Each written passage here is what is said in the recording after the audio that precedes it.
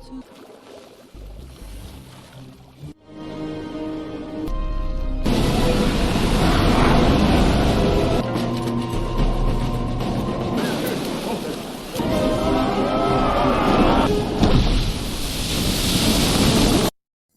অনেকদিন আগেকার কথা।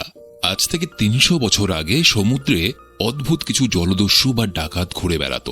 আর এই ডাকাতদের লোমহর্ষক কাহিনী নিয়ে বিশ্বের সেরা অ্যাডভেঞ্চার মুভি সিরিজ শুরু করেছিলাম, যেখানে প্রতিটা মুহূর্তে মুহূর্তে থাকে চরম উত্তেজনা আর এমন সব দৃশ্য যা তোমার কল্পনার বাইরে। আপাতত ২-৩ জনের সঙ্গে পরিচয় করিয়ে দিই। এনার নাম হলো এলিজাবেথ। এলিজাবেথ একজন বড় ইংরেজ অফিসারের মেয়ে, আর এনার নাম হলো উইল টার্নার, একজন জলদস্যুর ছেলে। আর ইনি হলেন সমুদ্রের সব থেকে বড় এবং ভয়ঙ্কর ডাকাত। এনার নাম Jack Sparrow. Captain Jack Sparrow. কারণ এনার নামের আগে ক্যাপ্টেন না বসালে ইনি রেগে যান। তো কোন চরিত্রের কি নাম সেটা জানা হয়ে গেল। তো এবার চলো এই দুর্দান্ত মুভির কাহিনীর ভেতরে ঢোকা যাক। Pirates of the Caribbean at World's End. মুভির নামের মধ্যেই দেওয়া আছে পৃথিবীর একদম শেষে। মুভি শুরু হয়, দেখা যায় ইস্ট ইন্ডিয়া কোম্পানির জেনারেল লর্ড কাটলারের নির্দেশে পোর্ট রয়্যাল শহরে বসবাসকারী ডাকাত এবং তাদেরকে যারা সাহায্য করেছিল তাদের ফাঁসির নির্দেশ দেওয়া হয়েছে।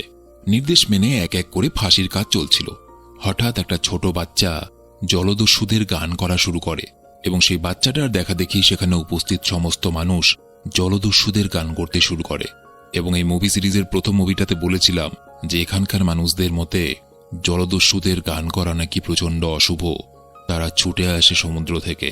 তো সমুদ্রের ৯ জন কুখ্যাত জলদস্যু ক্যাপ্টেনকে তারা আহ্বান জানাচ্ছিল এবং এতে লর্ড কাটলার খুশি হয়ে বলে, আমি এটাই চাইছিলাম।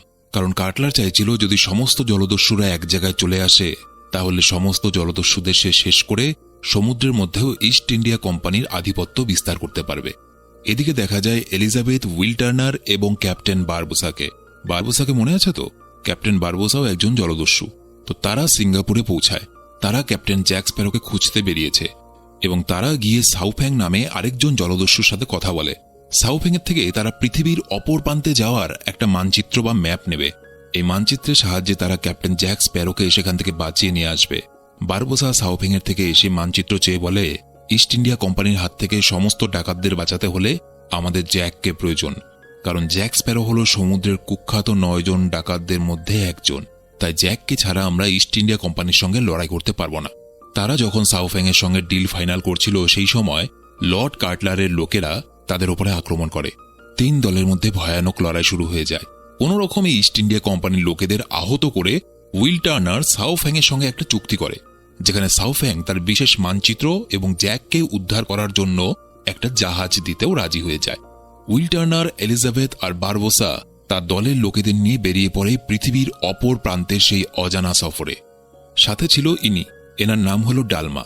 ডালমা একজন ম্যাজিশিয়ান। হাড় হিম করা ঠান্ডায় কাঁপতে কাঁপতে তারা এগিয়ে চলে, কিন্তু কিছুক্ষণ পর তারা বুঝতে পারে তারা পথ ভুল করে অন্য জায়গায় পৌঁছে গেছে, যেখানে আছে শুধু বরফ আর বরফ। ওদিকে ডেভি জোন্স এখন আরো ভয়ানক হয়ে উঠেছে। ডেভি জোন্সকে মনে আছে তো? এর আগের মুভিতে দেখানো হয়েছিল ডেভি জোন্স হলো একজন সামুদ্রিক জলদস্যু ছিল সে, এবং একটা অভিশাপের কারণে সে সমুদ্রের মধ্যেই থাকে। সে মাটি স্পর্শ করতে পারে না এবং তার যে হৃদয়টা আছে সেটা লর্ড কাটলারের কাছে আছে। তো সমুদ্রে থাকা সমস্ত ডাকাতদের জাহাজে ডেভি জোন্স ক্রমাগত আক্রমণ চালিয়ে যাচ্ছে। লর্ড কাটলার, ক্যাপ্টেন নারিংটন এবং এলিজাবেথের পিতা ডেভি জোন্সের জাহাজ অর্থাৎ ডাচম্যান জাহাজে গিয়ে পৌঁছায় একটা নতুন চুক্তি করার জন্য। অন্যদিকে টার্নার দেখে তারা ভাসতে ভাসতে এক বিশাল ঝর্ণার সামনে এসে পৌঁছেছে, যেটা দেখে সবাই আতঙ্কিত হয়ে যায়। কিন্তু ক্যাপ্টেন বারবোসা সেই ঝর্ণাকে তেমন একটা পাত্তা দেয় না। সে তাচ্ছিল্য করে বলে, যা হচ্ছে হতে দাও। এই বলতে না বলতেই তাদের জাহাজ ওই ঝর্ণা থেকে নিচে পড়ে যায়। আর এই জায়গাটাকেই এই মুভিতে পৃথিবীর অপর প্রান্ত বলে বর্ণনা করা হয়েছে। পৃথিবীর অপর প্রান্তে জ্যাক স্প্যারোকে দেখা যায়। সে একা একটা জাহাজের মধ্যে এক কাল্পনিক দুনিয়ায় বাস করছে। সে নিজের সাথেই ক্রমাগত কথা বলে চলেছে।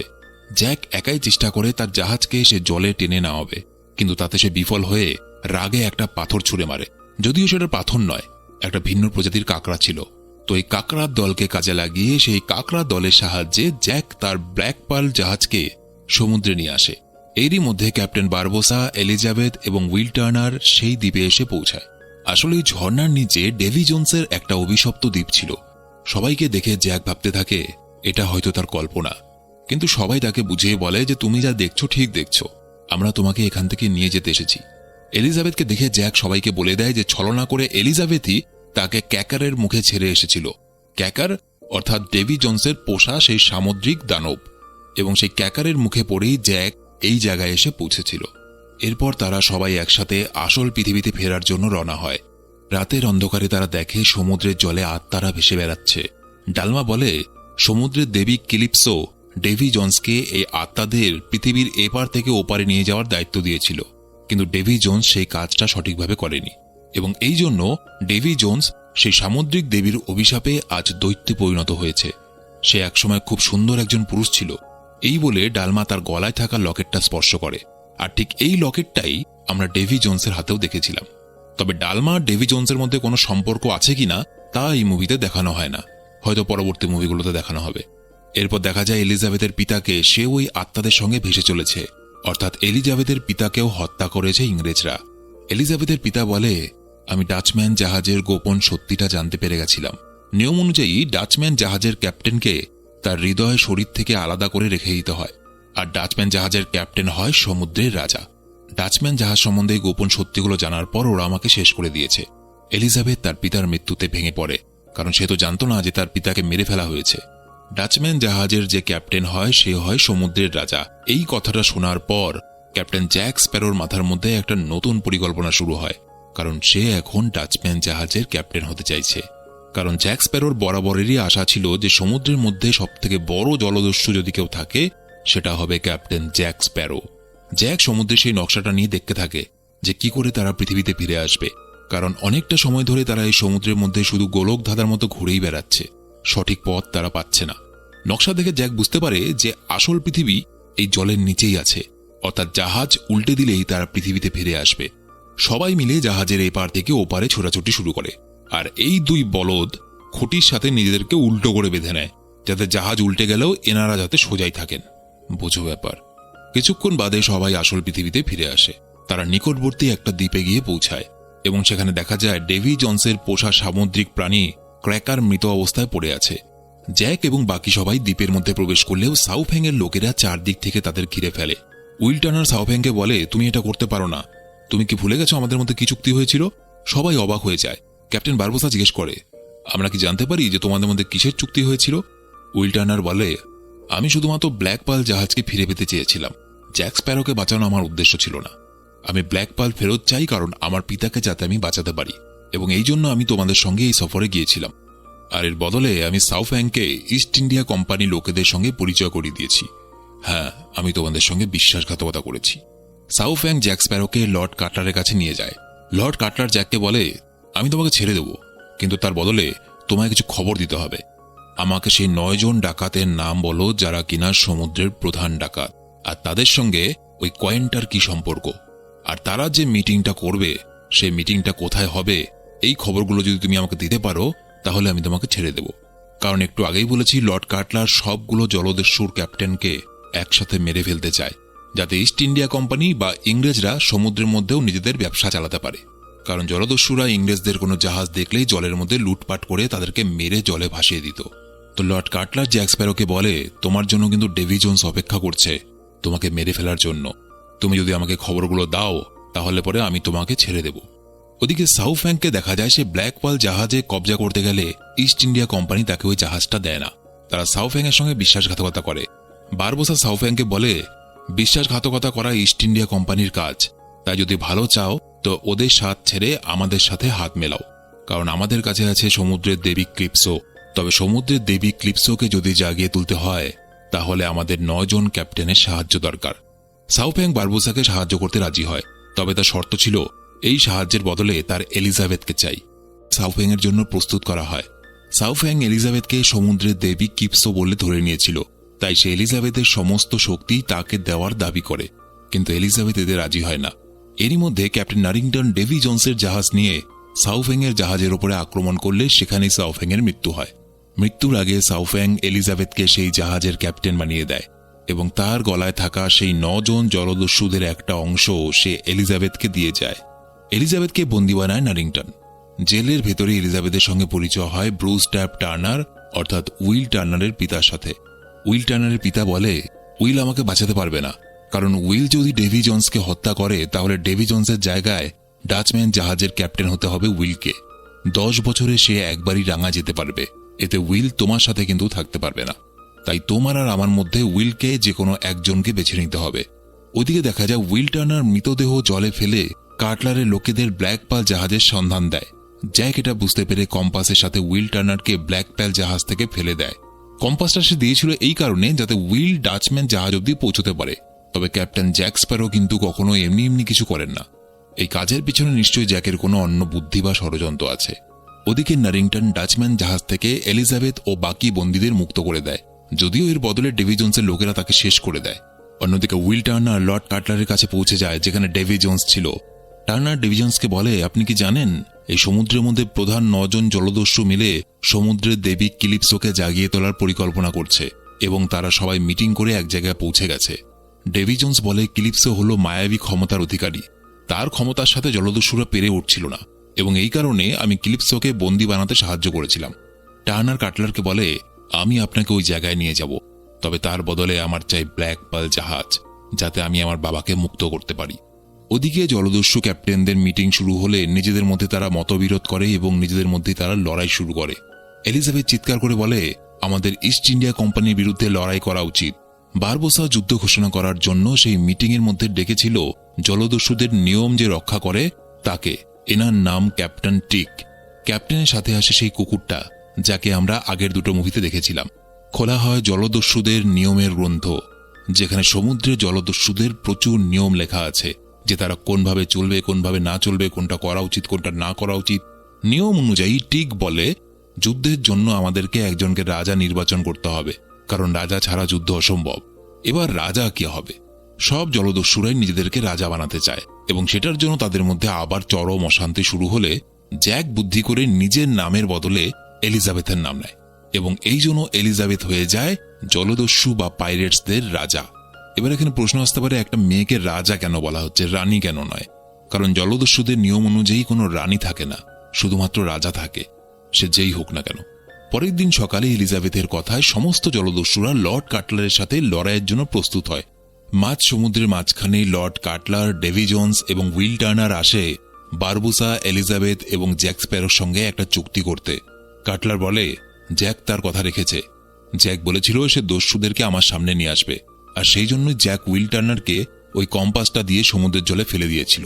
এলিজাবেথ জ্যাকের বদলে উইল টার্নারকে কাটলারের থেকে নিয়ে নেয় আর জ্যাক স্প্যারোকে পাঠিয়ে দেয় কাটলারের সাথে ডাচম্যান জাহাজে। এলিজাবেথ কাটলারকে যুদ্ধের জন্য প্রস্তুত থাকতে বলে। ব্ল্যাক পাল জাহাজ ফিরে আসে এবং এখানে দেখা যায় সবথেকে বড় টুইস্ট, ব্ল্যাক পাল জাহাজে ডালমাকে বন্দী বানিয়ে নিয়ে আসা হয়, কারণ ডালমাই ছিল সমুদ্রের দেবী ক্লিপসো। 9 জন জলদস্যুদের ক্যাপ্টেন তাদের ক্যাপ্টেন হওয়ার একটা চিহ্ন একটা পাত্রের মধ্যে জমা করে। জ্যাকের চিহ্নটা বারবোসা চালাকি করে নিয়ে এসেছিল। ওই জিনিসগুলোর মধ্যে আগুন লাগানো হয় আর একজন জলদস্যু ডালমার কানের সামনে গিয়ে বলে, আমরা তোমাকে মুক্ত করেছি। আসলে ক্লিপসোকে মুক্ত করার জন্য এই কথাটা বলা জরুরি ছিল। এটাও একটা নিয়মের মধ্যে বলে যে যখন ক্লিপসোকে জাগানো হবে তখন তার কানে কানে এটা বলতে হবে। আগুনের ধোঁয়া ডালমার নাকে যাওয়ার সাথে সাথেই উইল টার্নার বলে, ক্লিপসো, তুমি জানো তোমাকে কে বন্দী বানিয়েছিল? তোমাকে বন্দী বানাতে সাহায্য করেছিল ডেভি জোন্স, যাকে তুমি বিশ্বাস করেছিলে। সেই তোমার সঙ্গে বিশ্বাসঘাতকতা করেছিল। অর্থাৎ এখানে বোঝা যায় ডেভি জোন্স এবং ক্লিপসোর মধ্যে আগে একটা ভালোবাসার সম্পর্ক ছিল, কিন্তু ক্ষমতার লোভে তারা একে অপরের সঙ্গে বিশ্বাসঘাতকতা করে। একথা শোনার সাথে সাথে ক্লিপসো তার নিজের রূপ ধারণ করে, সে বিশাল আকৃতির হয়ে ওঠে। বারবোসা সহ সবাই তার সামনে মাথা নত করে প্রাণ ভিক্ষা চায় আর বলে, আমাদের শত্রুদের আপনি ধ্বংস করে দিন। কিন্তু ক্লিপসো সেরকম কিছুই করে না। সে হাজার হাজার কাকড়ায় পরিণত হয়ে জাহাজ থেকে বেরিয়ে যায়। বারবোসা হতাশ হয়ে যায়, কারণ লর্ড কাটলারকে আটকানোর শেষ উপায়টুকু হাত থেকে চলে গেল। কিন্তু এলিজাবেথ হাল ছাড়ে না। সে সমস্ত জলদস্যুদের উদ্দেশ্যে বক্তৃতা দেয় এবং সবাইকে সাহস জুগিয়ে বলে, শেষ নিঃশ্বাস পর্যন্ত আমরা লর্ড কাটলারের বিরুদ্ধে লড়াই করব। করবে লড়াই আমার সাথে? এলিজাবেথের কথায় জাহাজে পাল তুলে দেওয়া হয়। সবাই প্রস্তুত হয় যুদ্ধের জন্য। পতাকা তুলে লর্ড কাটলারকে জানানো হয় যে যুদ্ধের জন্য আমরা তৈরি। দুই তরফের জাহাজ একে অপরের দিকে এগোতে থাকে, কিন্তু সমুদ্রের মধ্যে একটা ফাঁদ তৈরি হয়, যার মধ্যে একদিকে ব্ল্যাক পাল, অন্যদিকে ডাচম্যান। দুই জাহাজ একে অপরের মধ্যে আক্রমণ চালাচ্ছে। এরই মধ্যে জ্যাক স্প্যারো কারাগার থেকে বেরিয়ে আসে এবং সে ডেভি জোন্সের হৃদয়টা পেয়ে যায়। তো বাক্সটা নিয়ে যাওয়ার সময় ডেভি জোন্সের সঙ্গে জ্যাকের লড়াই হয়। ওই বাক্সের চাবি ডেভি জোন্সের কাছেই ছিল। জ্যাককে দেখা যায় সে ডেভি জোন্সের এই সুটটা কেটে দেয়। ওদিকে লড়াইয়ের মাঝখানেই বারবোসা এলিজাবেথ এবং উইল টার্নারের বিয়ে দিয়ে দেয়। বোঝো ব্যাপার, এভাবেও বিয়ে হয়। জ্যাকের হাত থেকে ডেভি জোন্সের ওই বাক্সটা নিচে পড়ে যায়, কিন্তু ডেভি জোন্সের সাথে তার লড়াই শেষ হয় না। এরই মধ্যে বাক্সটা পেয়ে যায় উইল টার্নার। উইল টার্নার ওটা নিয়ে পালাতে গেলে উইলের পিতা তাকে আটকায়, কারণ সে এখন সম্পূর্ণ শয়তানে পরিণত হয়েছে।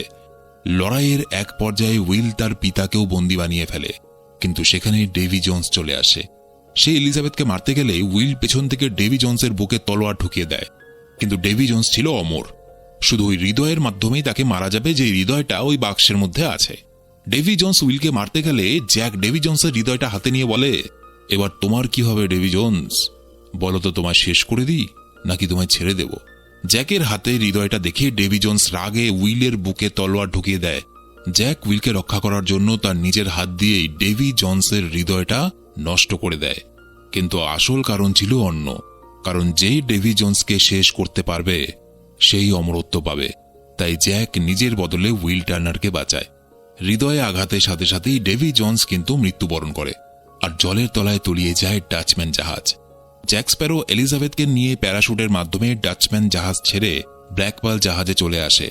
ব্ল্যাকপাল জাহাজের সামনে তখন লর্ড কাটলারের পুরো সেনা দাঁড়িয়ে আছে। জ্যাক নির্দেশ দেয়, কাটলারের দিকে এগিয়ে চলো, কিন্তু ওদিকে কাটলাররা তার জাহাজ নিয়ে এগিয়ে আসে ব্ল্যাকপালের দিকে। ঠিক তখনই জলের তলা থেকে উঠে আসে আবার ডাচম্যান, এবং এখন ডাচম্যান জাহাজের নতুন ক্যাপ্টেন উইল টার্নার। লর্ড কাটলারের জাহাজ তাদের সামনে এলে কাটলার ভাবে উইল হয়তো জ্যাককে মারতে সাহায্য করবে, কিন্তু তার ভাবনা ভুল ছিল, কারণ ব্ল্যাকপাল এবং ডাচম্যান মিলে লর্ড কাটলারের জাহাজের ওপরে আক্রমণ চালায় এবং কিছু সময়ের মধ্যে মৃত্যুবরণ করে লর্ড কাটলার। উইল টার্নার এখন 10 বছরের জন্য সমুদ্রে চলে যাবে। সে আর মাটিতে আসতে পারবে না, এবং এখন থেকে সে ডেভি জোন্সের জায়গায় কাজ করবে। যাওয়ার আগে তার পিতা একদিনের জন্য এলিজাবেথের কাছে তাকে পাঠায়। উইল টার্নার নিজের হৃদয়ে এলিজাবেথকে দিয়ে বলে, তুমি আমার জন্য অপেক্ষা করো, আমি আবার ফিরে আসব। উইল টার্নার চলে যায়। ওদিকে দেখা যায় বারবোসা আবারও জ্যাক স্প্যারোকে ধোকা দিয়ে তাকে একটা আইল্যান্ডের মধ্যে ছেড়ে দেয় এবং ব্ল্যাকপাল জাহাজ নিয়ে পালিয়ে যায়। বারবোসা তার নতুন সফরের উদ্দেশ্যে রওনা দেওয়ার জন্য মানচিত্র বের করলে দেখা যায় জ্যাক ওই মানচিত্রের আসল অংশটুকু কেটে নিয়েছে, যা দেখে বারবোসা প্রচণ্ড রেগে যায়। আর ওদিকে মানচিত্রের ওই অংশটুকু নিয়ে একটা ছোট নৌকায় করে জ্যাক বেরিয়ে পড়ে তার নতুন সফরে। আর এখানেই মুভিটা শেষ হয়। আর এই মুভির এন্ড ক্রেডিট সিনে দেখা যায় 10 বছর পর উইল টার্নার এলিজাবেথ এবং তার সন্তানের সঙ্গে দেখা করতে ফিরে এসেছে, যেমনটা সে কথা দিয়েছিল। তো এই মুভিটা এখানে শেষ হয়ে গেলেও জ্যাক স্প্যারোর কাহিনী কিন্তু এখনো শেষ হয়নি। সে ওই ছোট্ট নৌকাটায় করে কোথায় রওনা দিল, আর ওই মানচিত্রের মধ্যে কোন জায়গা ছিল, সে কি তার ব্ল্যাকপাল জাহাজকে আবার ফিরে পেল, এটা জানা যাবে এই মুভি সিরিজের পরবর্তী মুভিতে। তোমরা পরবর্তী পার্ট চাইলে অবশ্যই কমেন্টের মধ্যে লিখে জানাও। প্রত্যেককে কমেন্ট করতে হবে, আর ভালো লাগলে একটা লাইক অবশ্যই করে দিও। আমি এই মুভির পরবর্তী পার্ট তাহলে খুব তাড়াতাড়ি নিয়ে আসবো। আর তোমরা আমার সাথে সরাসরি কথা বলতে পারো ফেসবুক, ইনস্টাগ্রামের লিঙ্ক ভিডিওর নিচে ডেসক্রিপশনে দেওয়া আছে।